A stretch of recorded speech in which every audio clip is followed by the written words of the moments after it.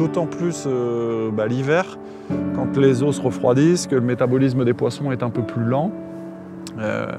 Les erreurs de précision peuvent se payer très cher, c'est-à-dire que vous pouvez aller prendre peut-être un poisson qui sera autour, mais vous pouvez aussi complètement éteindre la lumière parce que vous allez déplacer les poissons vers un point différent et peut-être que les poissons ne referont plus jamais le chemin inverse pour revenir sur le coup d'origine. Donc il faut vraiment être prudent.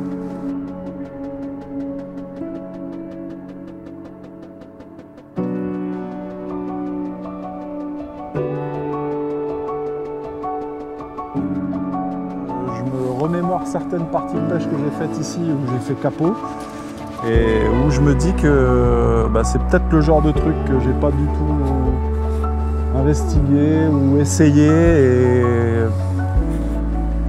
ouais, c'est une bonne leçon en fait. Le truc du jour c'est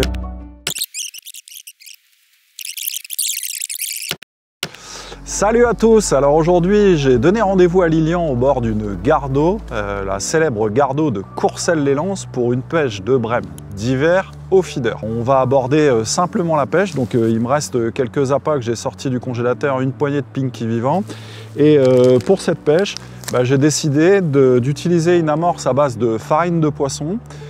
Donc la farine de poisson en règle générale s'utilise plutôt l'été, mais théoriquement l'hiver, si on a à la main pas trop lourde, ça peut s'avérer absolument redoutable. Donc ici en plus dans la gardeau, les gens qui viennent pêcher savent qu'il y a des très grosses brèmes qui nagent, quelques carassins, parfois il y a des gardons. Ça peut être aussi complètement off, des fois les poissons ils sont pas du tout ou alors ils mordent pas, mais bon ça c'est comme ça. En tout cas comme d'habitude moi j'aime bien me mettre un petit peu en danger à la demande de Lilian, donc on fait des trucs un peu bancals. Donc je continue ma série pêche au fish meal en milieu naturel dans une gardeau donc typique du Nord, donc juste derrière la gardeau, donc derrière les maisons. Donc on a le canal à grand gabarit où il y a des très très gros bateaux qui y passent. Donc on a aussi quelques bassinets. Donc les bassinets ce sont des appels d'eau liés au passage des bateaux et à l'ouverture et à la fermeture des écluses. Et donc ça aide aussi à faire naviguer les poissons, à les faire un peu bouger. Donc là, je me suis installé, j'ai sondé, je vais pêcher à un peu plus de 40 mètres parce qu'avant, on a un fond qui est légèrement, enfin même pas légèrement, très vaseux, c'est-à-dire qu'on a le plomb de sondage et la cage qui accroche et après, on a la possibilité de faire des tirettes. Donc je vais essayer de mettre mes chances, enfin toutes les chances de mon côté en choisissant le meilleur des fonds. Là ça me paraît bien, donc j'ai un fond qui est dur, je ne vais pas pêcher sur une poche de base. Et je vais tenter les poissons du Nord avec la fameuse F1 Dark. Donc aujourd'hui j'ai choisi la Dark, donc la morse noire, pour la simple et bonne raison c'est que on est en hiver, les eaux sont assez claires, je suppose que le fond sera noir. Maintenant on a aussi un phénomène où on a des silures qui nagent ici, donc on va éviter de faire une petite tache pour que les poissons soient sous un spot. Et voilà. Et donc cette amorce, j'ai entièrement confiance parce que je sais que ça prend des poissons, ça m'a déjà rapporté par le passé des très jolies pêches.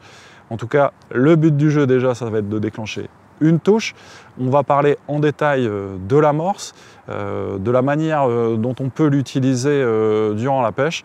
Et puis maintenant, je vais passer au mouillage de l'amorce parce que les poissons m'appellent. Allez, on va procéder au mouillage. Donc l'avantage au feeder, c'est qu'avec un paquet de 2 kg, on peut faire plusieurs pêches.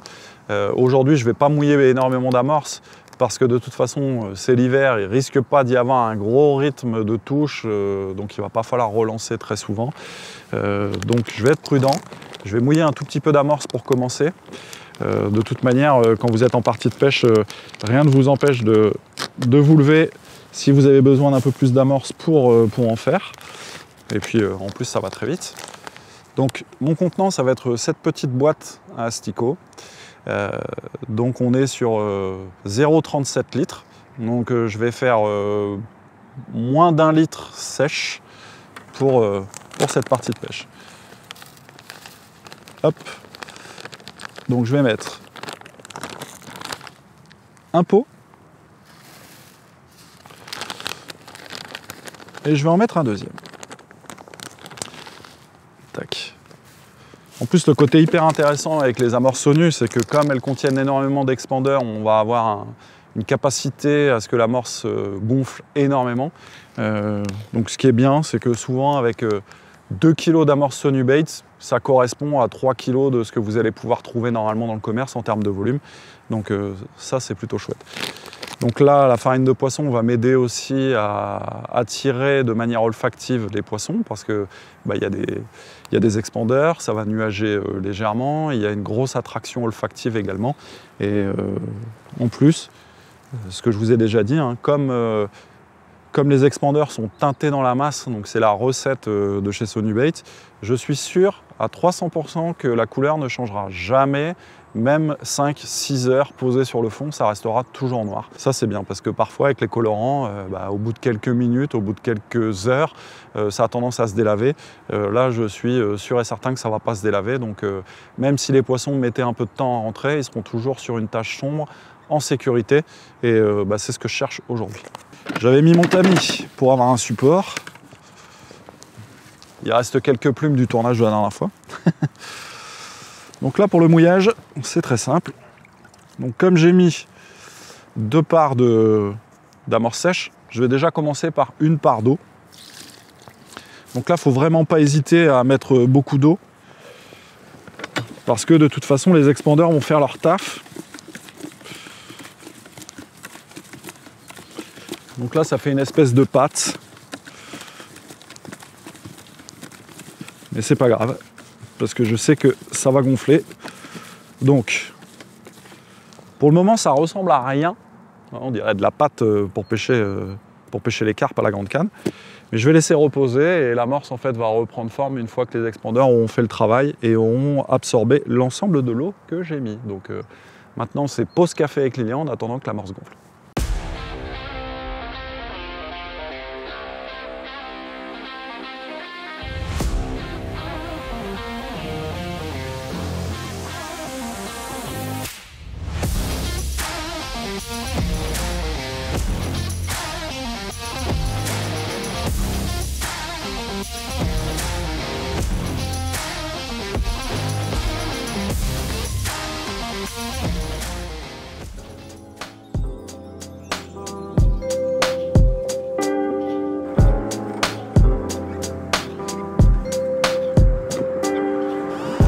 Ça fait plus tard.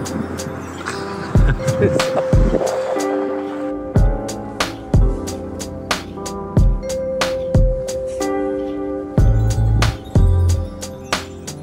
On passe au tamisage. Donc pour ça, j'utilise un tamis avec une maille de 4 mm. C'est très important de tamiser l'amorce, surtout quand on pêche au feeder, parce que ça va permettre de casser les grumeaux, répartir l'eau qui a encore été agglomérée dans quelques parties de l'amorce. Le tamisage, en fait, vous permettra d'avoir une amorce ultra régulière du premier lancer au dernier lancer. Donc même pour mélanger les èches, on aura une répartition en fait identique. Donc ça prend 30 secondes, mais c'est ultra important. 4 mm, c'est la bonne maille. Parce que ça permet de ne pas trop forcer et surtout le résultat en fait sera correct.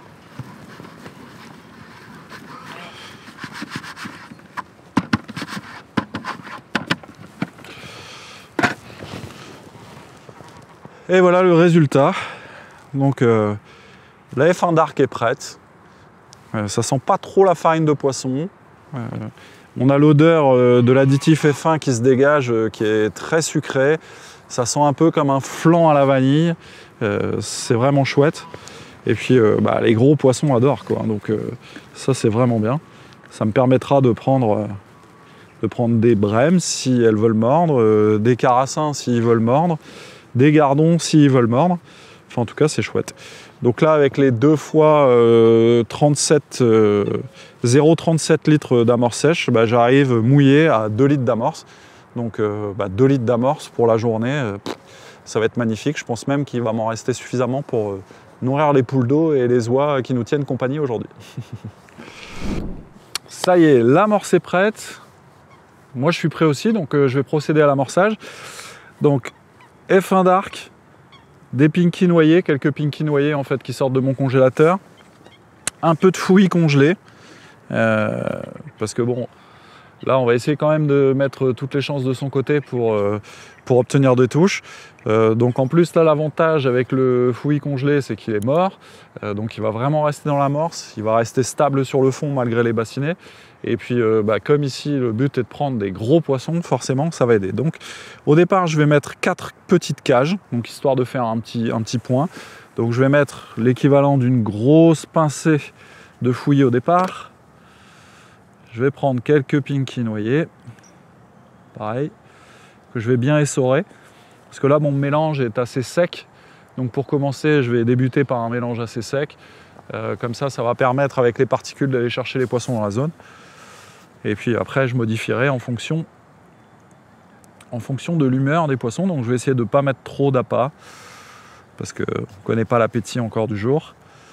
Et je vais finir l'histoire avec une pincée de pinky vivant, histoire qu'il y ait quelque chose d'un peu mobile qui puisse sortir de la cage et aller à la rencontre des poissons et les inviter à venir nous voir. Donc voilà, ça va faire 4 cages assez riches, on va dire, même si je vais utiliser un petit volume.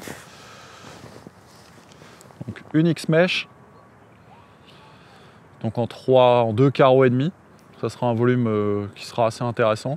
En plus, j'aime bien cette cage parce que ça se lance vraiment bien. Ici, on peut avoir du vent. Et puis, la distribution de l'amorce se fait parfaitement. Là, c'est volontairement lourd, 50 grammes, pour pouvoir vraiment, je dirais, tendre ma ligne assez rapidement et éviter les écarts au lancer quand il y a du vent. Et surtout, ça fait pas de bruit. C'est vraiment des super cages. Donc, allez. Donc, je vais pas trop serrer l'amorce. Juste ce qu'il faut. Donc voilà, donc ça fait quelque chose d'assez, c'est pas très volumineux, mais 4 points comme ça en fait ça ira. Et dans un premier temps je commencerai en relançant tous les quarts d'heure, et puis on verra bien en fonction de l'humeur des poissons qui veulent mordre aujourd'hui. Donc c'est parti. Donc toujours au feeder, prendre un repère sur la berge d'en face. Donc là moi j'ai de la chance, j'ai 2 portes de garage et une grosse poubelle. Donc et voilà. Là, je vais tendre ma bannière, je vais attendre un tout petit peu que l'eau puisse pénétrer dans la cage. Et hop. Voilà, le contenu est vidé. Et je vais répéter l'opération 3 fois de plus.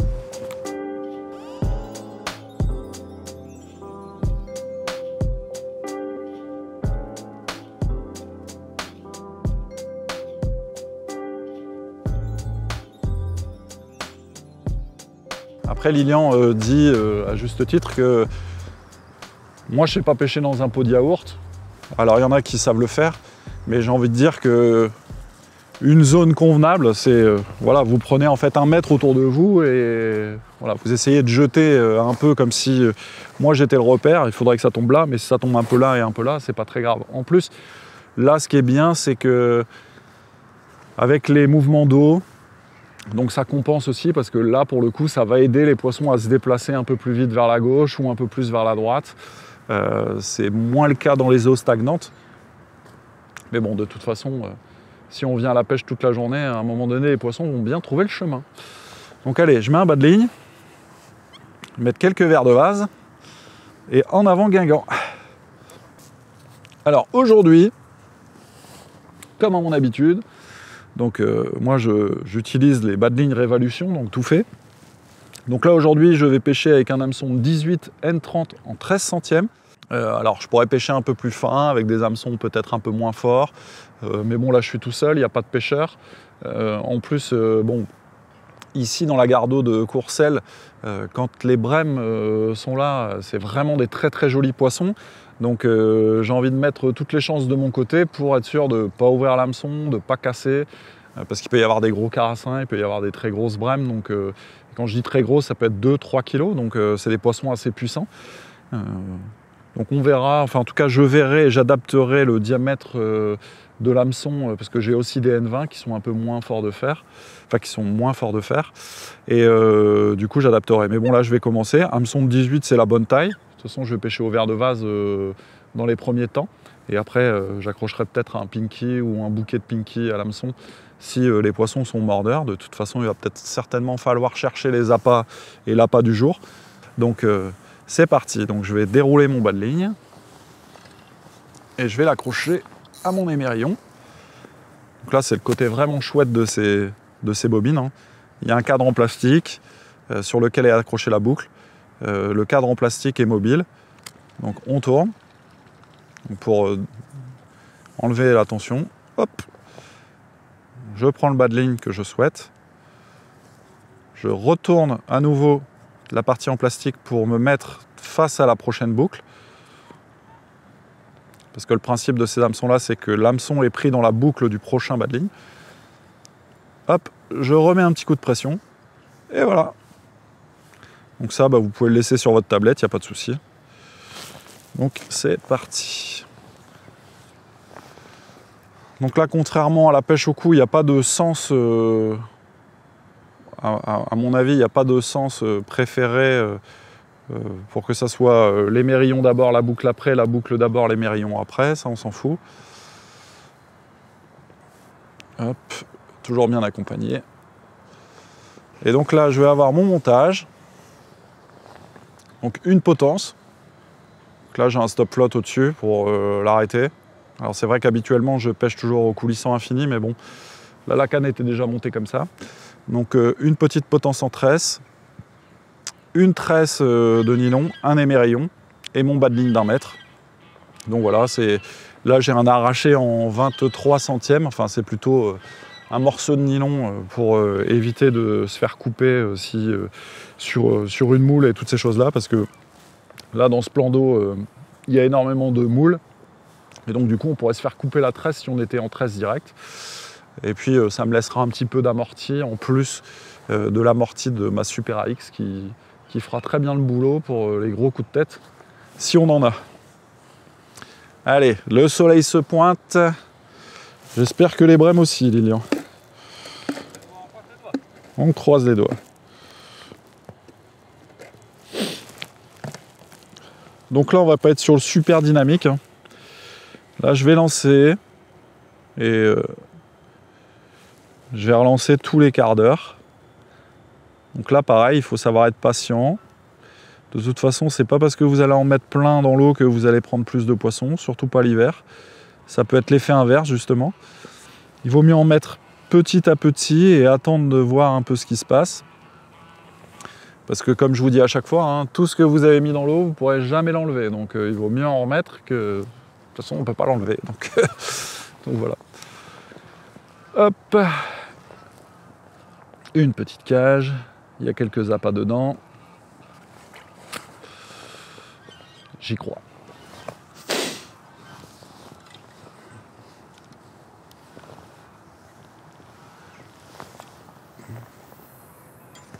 Touc. Premier lancé. Donc pareil, moi je vous conseille d'utiliser un support arrière pour poser la canne. Pour la simple et bonne raison, c'est comme on cherche les très gros poissons, il faut surtout éviter toutes les perturbations liées à un mouvement de corps, de jambes qui tremblent, de toutes ces choses-là. Sur les pêches de brème ultra difficiles, il y a même des pays, dans les pays de l'Est, où eux carrément ils s'enlèvent de la station et ils se mettent derrière pour qu'il y ait zéro vibration en fait dans la canne. Parce que bon, qui dit gros poisson dit vieux poisson, donc dit poissons éduqués qui connaissent un peu la danse et ont évité tous les pièges pour arriver à la taille adulte. Et voilà, donc voilà, c'est parti pour un quart d'heure. Ça me laisse le temps de me servir un bon petit café. Et voilà, puis j'espère que ça ne mettra pas trop longtemps à rentrer.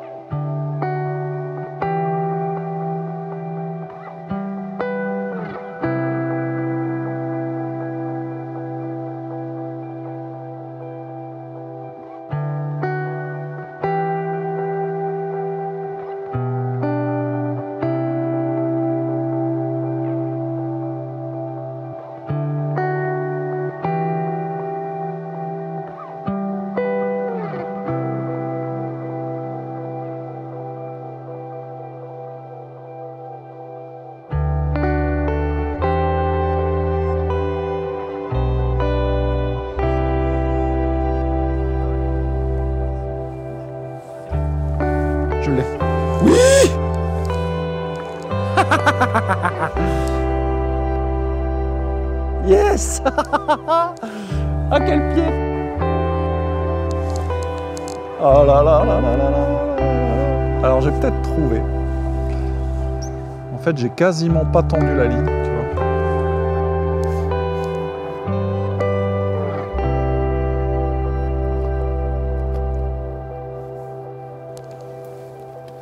Yeah.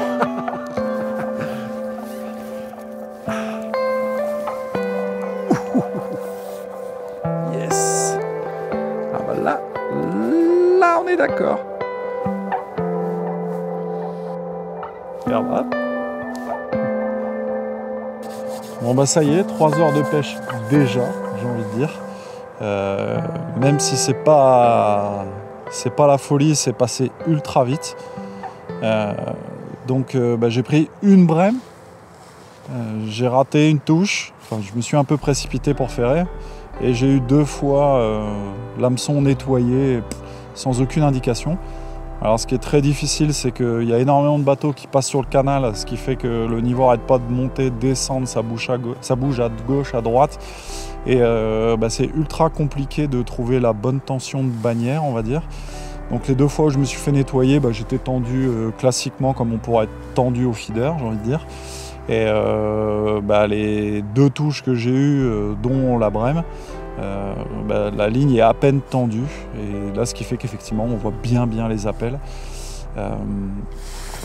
Donc ça, c'est plutôt intéressant comme constat. C'est-à-dire que sur les poissons difficiles, il faut qu'il y ait le moins de résistance possible.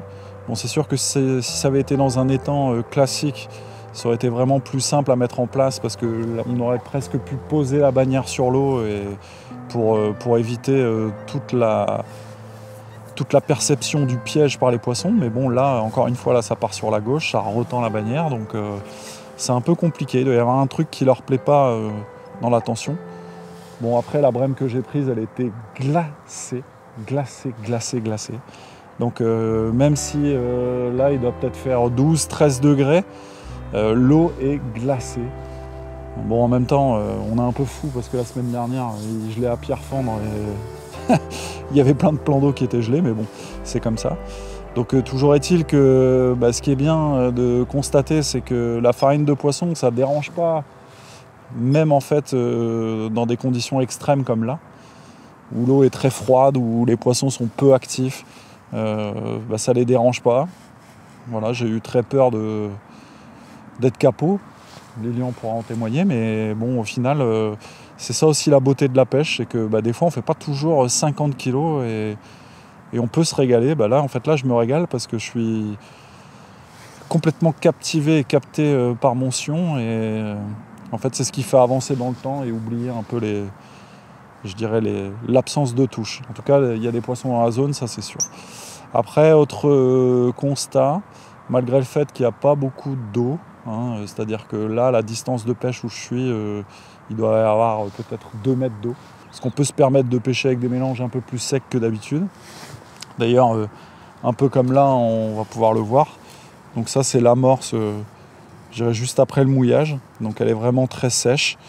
Donc c'est plutôt bien de commencer avec ce type de mélange parce qu'à l'impact, ça va vite en fait sortir de la cage, ça peut même sortir instantanément de la cage et donc ça va distribuer les particules, ça va travailler fort et ça va appeler vraiment les poissons. Et au final, j'ai commencé à déclencher des touches quand au contraire j'ai eu un mélange surmouillé, presque à la limite de la pâte.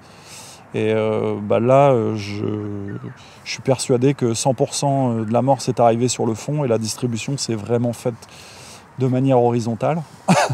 Alors à chaque fois, vous allez m'entendre parler de travail horizontal, vertical dans les amorces, mais c'est assez important. Le fait que l'amorce, en fait, au départ, ait été vraiment très sèche, c'est bien pour appeler, mais pas pour fixer les poissons. Il faut vraiment quelque chose de beaucoup plus mouillé. Et moi, je l'ai déjà remarqué plein de fois en pêchant les brèmes. Parfois, même par accident, on rajoute de l'eau ou on fait tomber de l'eau dans l'amorce, on se retrouve avec du pâté, on se dit la partie de pêche est gâchée. Et c'est là où tout s'allume et c'est là où on commence à prendre des très beaux poissons. Et là, c'est le cas. En plus, la F1 elle a la particularité d'être pas collante du tout. Donc même très mouillée, elle va arriver sur le fond avec la cage et elle va vraiment s'ouvrir et travailler et vous allez en fait pouvoir distribuer correctement l'amorce, les appâts et surtout garder un vrai point de fixation. Pas comme sur l'amorce en fait qui est très sèche où là ça va être un peu volatile, ça va être les particules vont un peu s'étaler partout. Donc ça peut être très bien pour appeler les poissons. Mais après pour fixer les poissons, je pense qu'il faut pouvoir avoir quelque chose qui soit, je dirais, complètement plaqué sur le fond. Donc ça c'était intéressant de constater ça aujourd'hui. Et bon, alors après je suis pas dévoré par les poissons, on est d'accord. Mais à partir du moment où j'ai fait ça, j'ai commencé à enregistrer le premier hameçon nettoyé, puis la touche vachement sèche que j'ai fait trop tôt, mais ça c'est l'impatience de l'hiver. Et puis la deuxième touche, c'est quand même passé 20 minutes entre la première belle touche ratée et la deuxième touche où j'ai pris une brème, où là effectivement il y a eu un deuxième appel, et c'est parti franchement, et malgré ça, la brème était prise sur le bord. Donc les poissons ne sont pas hyper actifs, ils sont présents mais pas actifs. Donc je vais encore m'accorder à une grosseur et puis après en fait je finirai là-dessus. Parce que bon, je peux pas partir de là en n'ayant pris qu'un poisson, sachant qu'il y en a, et sachant qu'il y a des choses à faire pour les déclencher, parce qu'il y a toujours des choses à faire pour les déclencher. Donc les pêches compliquées, ça permet aussi de mettre son cerveau en ébullition, réfléchir et pouvoir adapter ce qu'on a compris sur des poissons difficiles lorsque la pêche est plus facile ou ultra facile. Donc c'est bien, moi j'aime bien l'hiver parce que des fois les poissons se méritent. Et décidément, mes expériences fish meal dans le canal, je les mérite les poissons. Alors pareil, donc dans l'amorce, donc du fouille congelé, des pinky congelés, donc j'ai des rubis, des fluos.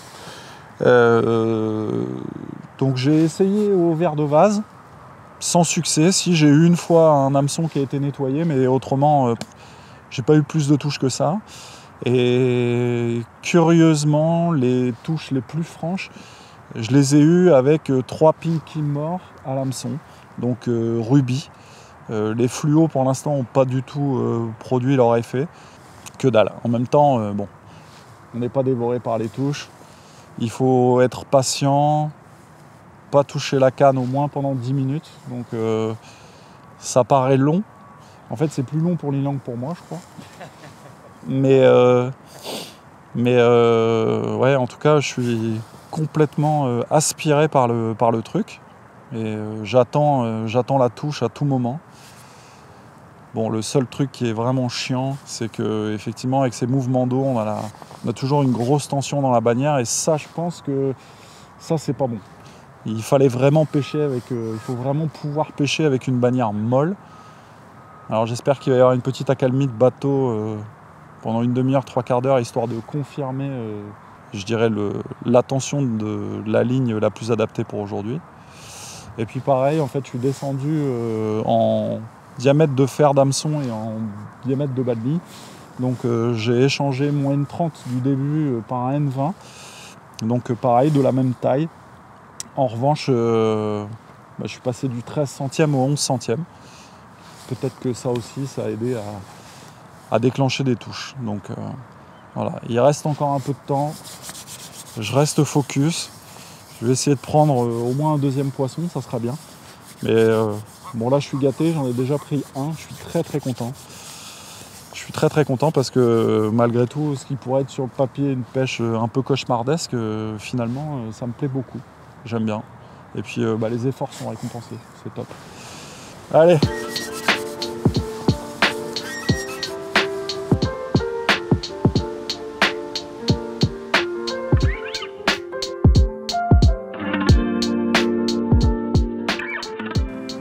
Bon alors ça se confirme, hein. Petite accalmie de bateau sur le grand gabarit, bannière ultra détendue, et là, donc les poissons sont là, les poissons doivent être sur l'amorce, ça les intéresse, mais la moindre tension, c'est mort, ils n'en veulent pas. Donc ça, c'est la bonne leçon du jour. Et bon, je sais qu'il y a des gars qui vont regarder cette vidéo et qui connaissent parfaitement Courcelles. Et tout le monde sait qu'ici, c'est podium ou hôpital. Hein, donc, et bah, parfois, je me remémore certaines parties de pêche que j'ai faites ici, où j'ai fait capot, et où je me dis que bah, c'est peut-être le genre de truc que j'ai pas du tout investigué ou essayé. Et bah, ouais, c'est une bonne leçon. En fait, truc du jour, c'est voilà, la farine de poisson, ça marche dans les bonnes conditions, partout, même en hiver. En revanche, ça fait rentrer les poissons, ça c'est sûr, mais il faut vraiment réfléchir à la tension de la ligne, à comment présenter l'appât, et là, aujourd'hui, c'est flagrant de chez flagrant. Donc, j'ai pas fait une boucherie, c'est ma deuxième brème, mais franchement, c'est super cool.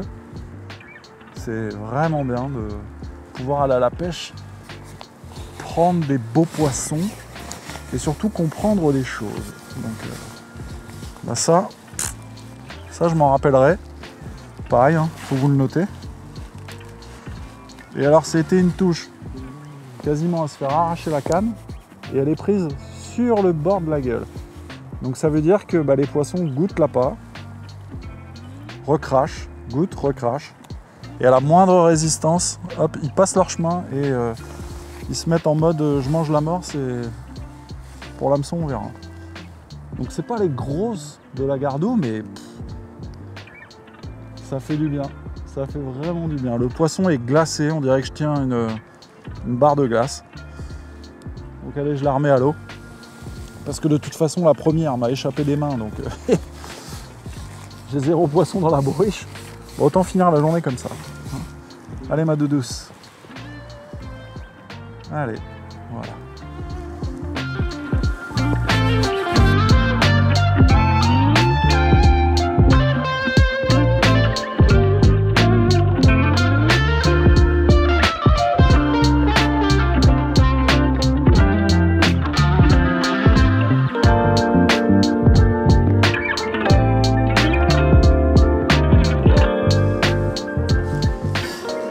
Alors on vient de faire un petit intermède Sonubait. D'ailleurs, je vous invite à aller sur la page YouTube de chez Sonubait parce qu'on a une très très belle chaîne maintenant sur laquelle vous allez pouvoir retrouver l'ensemble des consultants de chez Sonubait. Donc il y a du jaune et noir et il y a du bleu, donc, parce que Sonubait c'est une grande famille. Et donc voilà, donc pendant qu'on était en train de faire ce petit intermède de Sonubait, avec Lilian on a discuté donc, un peu plus en profondeur de l'histoire de cette tension de ligne. Sur laquelle bah, là je suis convaincu et persuadé que c'est vraiment le pattern du jour. Et bah, pendant qu'on était en train de parler face caméra, donc on a eu une petite bassinée, la ligne en fait s'est à nouveau tendue, j'ai juste tiré sur le frein pour rendre 20 cm de tresse, donc là j'avais vraiment un truc ultra mou, ça n'a pas fait 10 secondes. Donc c'est à dire que en l'espace de 10 minutes j'ai pris plus de poissons que les 3 premières heures. Donc, ce qui veut dire qu'il y a toujours des solutions, faut pas se décourager, faut tenir bon. Si vous savez qu'il y a des poissons dans le secteur, il faut insister parce que de toute façon, il y a forcément une manière de les prendre. Et là, aujourd'hui, c'est flagrant. Il y a 2 choses vraiment, parce que j'ai réessayé avec de l'amorce sèche. Il y a 2 choses vraiment, amorce surmouillée et bannière ultra molle.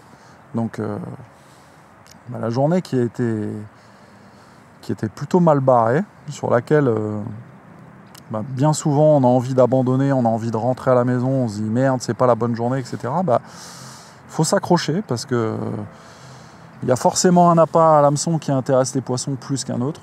Donc déjà ça c'est un truc à isoler et des cases à fermer. Et après bah, finalement la pêche au feeder c'est un peu comme la pêche à la canne. Quand on pêche à la canne et si on se trompe de poids de flotteur, bah, on n'a pas de touche ou on n'arrive pas à avoir les touches. Et ben là au feeder c'est pareil, sur la présentation de la ligne, il y a quelque chose en fait qui se passe. Donc aujourd'hui je pêche avec de la tresse. Mon grand regret peut-être c'est de ne pas avoir une canne à côté en nylon pour pouvoir essayer quelque chose de beaucoup plus souple, beaucoup moins agressif et sec dans la présentation. Mais bon, du coup le fait de détendre, on compense l'aspect très raide de la bannière. Et bah, ça a l'air de plaire, quoi. Donc je vais relancer, il y en a peut-être une autre qui m'attend. Donc ça c'est cool. Ça c'est vraiment cool.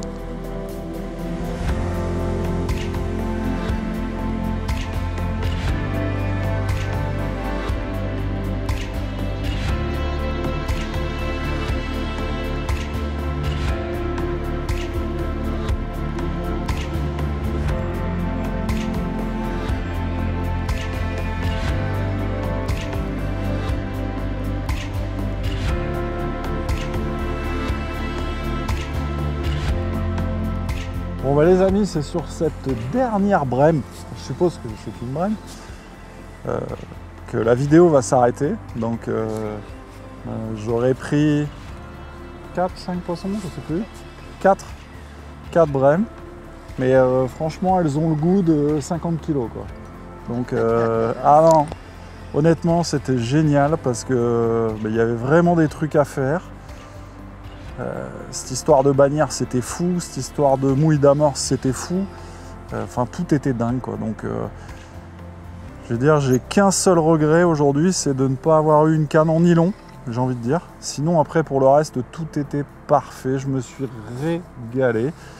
Et ah, une carpe, une petite carpe pour finir. Alors ça c'est juste incroyable, ça c'est incroyable. Alors je pense que j'ai de la chance qu'on soit en hiver parce que sinon celle-là je l'aurais jamais prise. C'est un truc de fou. Donc bah voilà, ça c'est aussi la magie de la farine de poisson, c'est que bah au final ça intéresse tous les poissons blancs. Donc à la base bah, on connaît l'efficacité de la farine de poisson sur les carpes. Et bah, même en milieu naturel, bah, quand il y a une carpe dans le quartier, c'est pour vous. Donc ça c'est chouette. Ah là là, quel bonheur. Alors j'espère que je vais la prendre parce que je suis vraiment pas monté gros, mais quel pied, quel pied, quel pied. En tout cas, je l'aurais vu, c'est une petite commune qui doit faire 1 kg. Elle est belle comme tout. Bon, bien sûr, elle va pas vouloir se montrer à la vidéo. Allez, viens ici ma cocotte, je te jure qu'on te relâche dans 30 secondes 50. Ah ouais, génial. Donc même l'hiver, hein, c'est... Voilà. Faut continuer à investiguer avec ce genre de produits. Les pelés, la farine de poisson. J'essaie de la prendre. Yes! Ah mais ça, mais quel pied! Mais quel pied! Quel pied, quel pied, quel pied, quel pied, mais quelle journée! Donc on résume, 4 poissons, 3 brèmes, une carpe, mais c'est génial. Alors sachant qu'en plus, bah, j'ai raté des touches, un peu d'impatience, un peu de précipitation. Mais alors là je peux vous dire que ça, c'est une journée de pêche que j'oublierai pas. Parce que bah, les enseignements et surtout, bah, voilà ce que le canal peut offrir quoi. Regardez-moi cette beauté. Donc voilà les gars, les amis. Donc c'est sur cette magnifique petite carpe commune du canal que je vous laisse. Alors j'espère que cette vidéo vous aura plu. N'hésitez pas comme d'habitude à liker, à partager, à vous abonner à la chaîne YouTube, Facebook, Instagram. Moi je vais remettre cette petite carpe qui nous dit bonjour grâce à sa belle nageoire dorsale. Je suis heureux comme un gosse, c'est magnifique. Allez, à bientôt, bye bye.